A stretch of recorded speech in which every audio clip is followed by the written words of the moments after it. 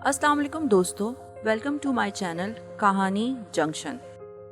Iran का एक बादशाह सर्दियों की शाम जब अपने महल में दाखिल हो रहा था तो एक बूढ़े दरबान को दिखा जो महल के सदर दरवाजे पर पुरानी और बारीक वर्दी में पहरा दे रहा था। बादशाह ने उसके करीब अपनी सवारी को रुकवाया और उस ज़ईफ दरबान से पूछने लगा, सर्दी नहीं लग रही? दरबान ने जवाब दिया, बहुत लगती है हुजूर, मगर क्या करूं, गर्म वर्दी है नहीं मेरे पास, इसलिए बर्दाश्त करना पड़ता है। मैं अभी महल के अंदर जाकर अपना ही कोई गर्म जोड़ा भेजता हूँ तुम्हें।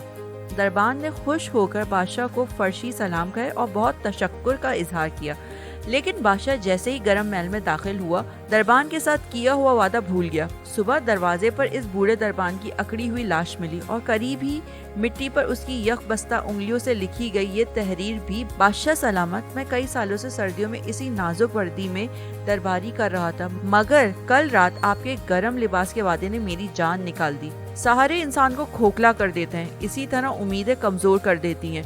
अपनी ताकत के बलबूते जीना शुरू कीजिए, खुदारा सहारों की विसाखियां फेंक कर अपनी ताकत आजमाइए। आज के लिए इतना ही, मिलते हैं अगली कहानी के साथ।